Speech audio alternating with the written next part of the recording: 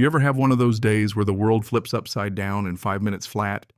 That's exactly what happened to me the day Victoria, the self-appointed queen of our HOA, stood at the edge of my lake, hands on her hips, and screamed, "This lake is now HOA property.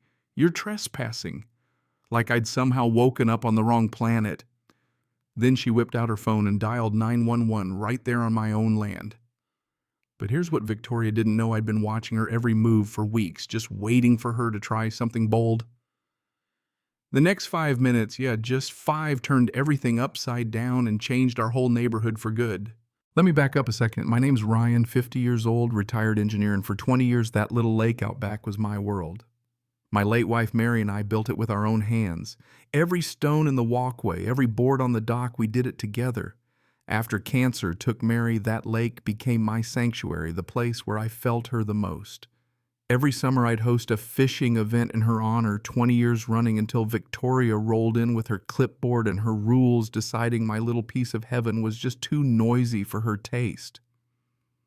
It's like she'd made it her life's mission to improve what wasn't broken. We bought that property specifically because it wasn't under any HOA's thumb. I wanted wildflowers and peace, not some suit with a measuring tape telling me my fence is half an inch too tall. But here comes Victoria, moving in next door, getting herself elected HOA president in a blink. And suddenly my quiet life was her new business venture. The first Monday after her big win, I found her in my backyard, strutting around in heels, snapping measurements like she was prepping for a corporate buyout, not trespassing on someone's private land. She didn't even look up. "Just checking property boundaries, Ryan," she said, cool as a cucumber. I pointed to the survey stakes Mary and I'd set in the ground decades ago, and Victoria just gave me that little smile people use when they already know the ending. "We'll see about that," she said. That should have been my warning right there. This woman had a plan. The neighborhood called her the Terminator behind her back, and after what I saw, I believe it. She'd spent years in corporate HR, mastering the fine art of making people's lives miserable with nothing but a stack of policies. And now she had a whole HOA as her personal army. Within months, the fines were flying. Mrs. Smith got dinged $200 for a bird feeder. The Johnsons' kids lost their lemonade stand because commercial activity. Pete, my Vietnam vet neighbor, had to yank down his flagpole because it was too tall for decorative structures. Everybody was terrified she'd show up next. You could feel the tension at the grocery store neighbors whispering about her latest victim, nobody willing to speak up and risk becoming the next target. 2 weeks after that first property boundary check, Victoria hosted a community meeting right next to my lake on my property, mind you, without asking. She rolled out a flip chart laser pointer, the whole boardroom treatment. This lake, she declared, is untapped potential for our community. Changes are coming whether individual residents approve or not. You know what I mean? She stared right at me as she said it, like I was the only obstacle between her and her next big score. That night I sat out on Mary's dock trying to make sense of it. 20 years of peace wiped out in an afternoon by someone who only saw dollar signs where I saw memories. I asked Mary's picture, just sitting on the dock with her feet in the water, faded overalls and all, what to do. But the answer didn't come right away. 2 days later, Victoria kicked it up a notch. She called an emergency HOA meeting, lawyer in tow, ready to reclaim community assets. Her attorney Davidson strutted in like he charged by the syllable. They even brought out documents with shiny seals claiming my lake was shared community resource now, thanks to some bylaw loophole about unused property reallocation. The folks in the meeting looked like they'd swallowed thumbtacks, but nobody dared push back. That's when Marcus made his entrance. Tall, $1,000 suit, carrying a developer's briefcase and acting like he owned the place. Development consultant, he called himself, and started pitching Clear Lake Community Resort. 3D renderings, boat rentals, wedding venues, projected millions in revenue, all on my property. Folks started asking about rental rates like they forgot whose lake they were talking about. I felt like I was watching a magic trick and everyone else was clapping for the thief. After the meeting, I heard Victoria and Marcus talking in the parking lot. "The lake is just step one," Victoria said. Once we establish precedent, we can go after the park, the community garden, maybe even those big backyards." Marcus laughed. "And they'll thank us when their property values go up." Victoria's voice dropped low. "They're sheep, Marcus. They'll follow whoever sounds official." That's when I realized this wasn't just greed, it was predation. Later that night, I got an email subject line: "Final notice lake acquisition proceeding 48-hour response required."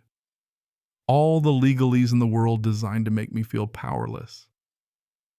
I picked up Mary's photo and almost called Victoria to negotiate, but then I remembered what Mary always said: good people win when they refuse to give up.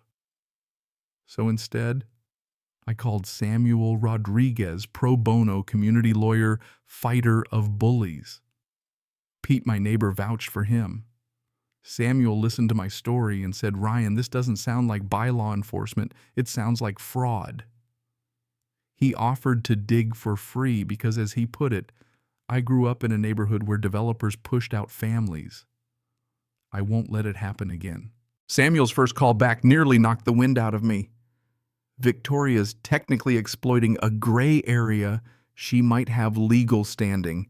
My honest advice: take their money and run. You could spend years fighting and still lose. That broke me. I won't lie. I almost dialed Victoria to surrender. But then I remembered the promise I made to Mary: never give up on what we built. That's when the real fight started. The next morning, heavy machinery appeared outside my window. Marcus and his crew were setting up fencing, hanging future development site. No trespassing signs like they already owned the place. Pete, bless him, called me up: "Ryan, they've posted permits.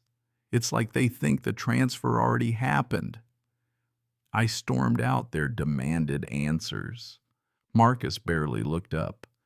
"Just prepping for the transition. Don't worry, you'll be compensated." Then, just to twist the knife, he tossed an empty beer bottle in my lake. "Gonna miss this little pond." That was it. The grief, the anger, it all turned to steel. Meanwhile, Pete was doing his own digging.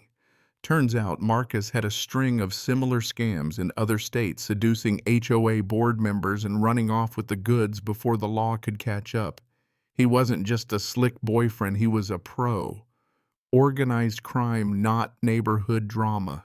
Lucky for us, I know a thing or two about surveillance. 30 years in security engineering isn't for nothing. Hidden cameras, phone taps, financial records. Samuel and I built a case that would make a Netflix docuseries. We caught Victoria on tape bragging. Screw the bylaws, we make the rules now. By year end, the whole reserve fund is ours. And Marcus asking, how much can we pull from the fund before the audit, with Victoria replying, at least 200 grand before anyone notices. That evidence changed everything. Samuel found a clause buried in the HOA bylaws 15.3, letting residents reclaim assets if the board commits gross misconduct. Victoria had spent months weaponizing rules. Now her own bylaws were about to bite back. On D-Day, I left home early to meet Samuel, prepped all the evidence, and synchronized our watches. By 2:10 p.m., it was go time. Back at my place, Victoria and Marcus staged a big scene. Sold signs, fake contracts, even a real investor waving a $500,000 check. Victoria called the cops her final act of overconfidence, claiming I was trespassing.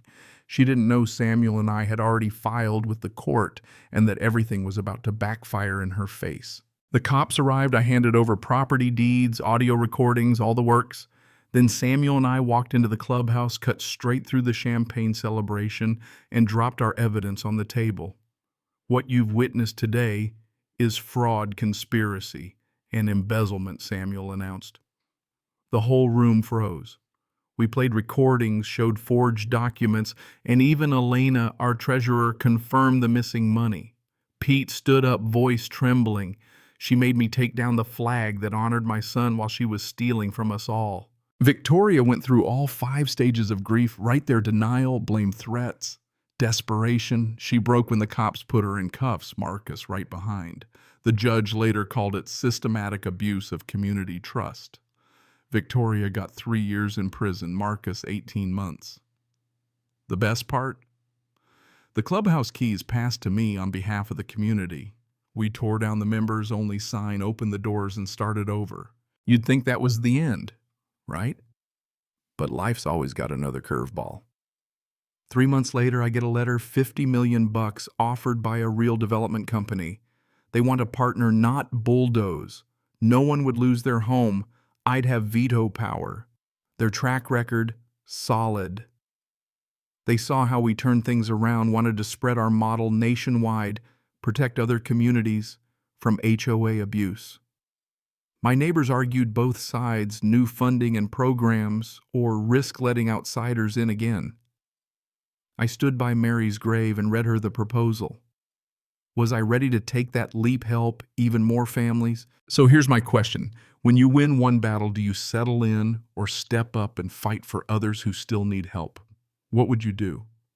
Let me know in the comments. I write to defend my lake and open our doors.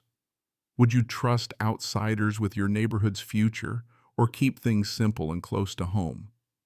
That's the real heart of community, deciding together what matters most. If you stuck with me this long, thanks for hearing my story. I hope you share your take below. Where does justice end and second chances begin? This one's going to spark some debate.